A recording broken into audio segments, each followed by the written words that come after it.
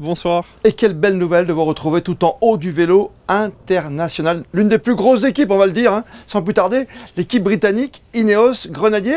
Comment s'est passé ce recrutement incroyable?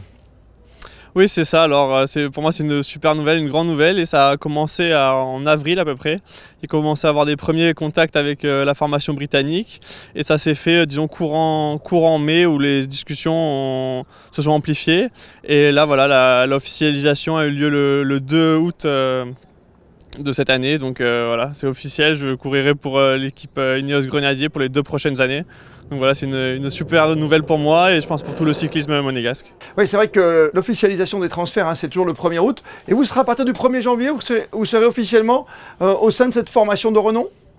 C'est ça, c'est au 1er janvier 2025 que j'intégrerai la formation et du coup ce sera pour la saison 2025 et 2026. Ouais, on rappelle que cette formation, avant d'être Ineos Grenadier, c'était quand même une formation qui s'appelle Sky, avec 7 victoires sur le Tour de France, Christopher Froome, Bradley Wiggins, encore Egan Bernal et Geraint Thomas.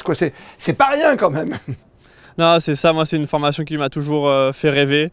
Depuis que je suis junior, même espoir, j'ai grandi avec les victoires du Team Sky sur le Tour de France, avec, comme vous l'avez dit, même Bradley Wiggins, Chris Froome, Egan Bernal et Geraint Thomas plus récemment.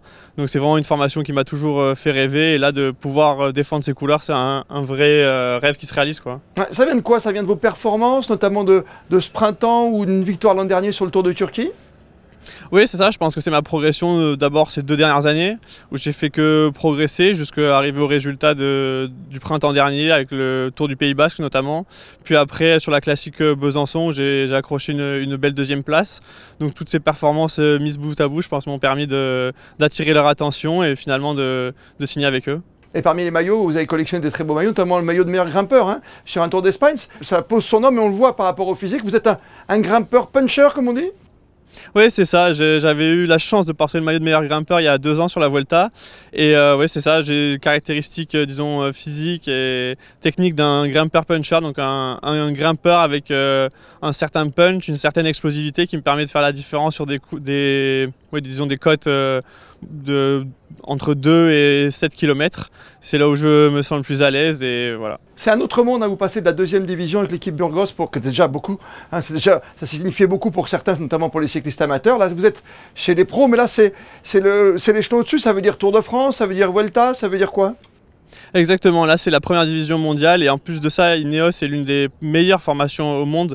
Du coup ça veut dire que voilà, elle participe aux plus grandes courses du monde, au Tour de France, Tour d'Espagne, Tour d'Italie, aux 5 monuments du cyclisme mondial, donc les plus grandes classiques. Donc c'est vraiment un énorme pas en avant dans ma carrière et j'espère voilà, un jour être au départ du Tour de France et notamment le grand départ 2026 du Tour d'Espagne qui se fera à Monaco et voilà, je rêve de pouvoir prendre le départ de la Vuelta à la maison. Par rapport à vos rêves, j'ai une référence qui me revient à l'instant. On vous avait reçu avec Christian Prudhomme dans un rendez-vous à Monaco en 2 chevaux et vous nous aviez dit que le vélo était venu à vous lors de la présentation du départ du Grand Tour de France ici, avec la vision de grands champions comme Contador. C'est ça, exactement. Je me rappelle très bien le Tour de France 2009 qui partait de Monaco. Et en fait, ouais, ça m'avait, disons, rapproché du cyclisme. J'avais vraiment noué un lien spécial avec ce sport. Et c'est de là, en fait, que tout a commencé pour moi. Donc le grand départ du Tour de France 2009 a été vraiment un élément déclencheur désormais dans ma carrière. Mais à l'époque, ouais, c'était vraiment une claque. J'ai pris une petite claque en étant enfant et ça m'a fait très rapidement rêver. Et je rêvais de devenir comme Alberto Contador, que j'avais eu la chance d'accompagner sur le podium de la présentation du Tour. Donc ouais, le Tour de France 2009, ça a été vraiment un élément très important dans ma carrière. Nouveau step, nouvelle étape bien sûr pour vous. À bientôt 30 ans, c'est important d'intégrer une équipe comme celle-ci. Ça va vous changer votre vie, vous savez. Vous n'allez pas dormir pareil, il y a des matelas particuliers, il y a des conditions d'entraînement particulières et des champions d'exception dans cette équipe. On pense à Tom Pidcock là, qui vient de sortir des Jeux Olympiques avec une médaille d'or autour du cou. Il y a plein de choses dans cette équipe, il y a plein de monde. Non, c'est ça, c'est un énorme cap que j'espère passer. Et ouais, c'est l'une des équipes les plus professionnel, disons, au monde, qui est le moindre petit truc est recherché et travaillé. Du coup, il n'y a aucun détail n'est laissé au hasard. Et après, voilà, comme vous l'avez dit, pouvoir côtoyer des coureurs comme, au quotidien comme Tom Pidcock, champion olympique, ou Geraint Thomas, Egan Bernal qui ont gagné des Tours de France. Carlos Rodriguez, aussi, oui, Carlos. Enfin, c'est des très très grands champions avec lesquels voilà, je vais pouvoir vivre, disons, au quotidien et apprendre énormément d'eux. Dernière question, parce que j'y pense maintenant également. Vous avez déjà votre programme de préparation pour être au top, par exemple pour le départ de la Vuelta? Est-ce que vous allez changer votre alimentation, votre façon de vivre? Alors ouais, ça j'en ai discuté justement déjà avec l'équipe qui a un staff très élargi avec des préparateurs physiques, mentaux, aussi des préparateurs disons dans la nutrition, des nutritionnistes. Du coup tout est calculé, rien n'est laissé au hasard.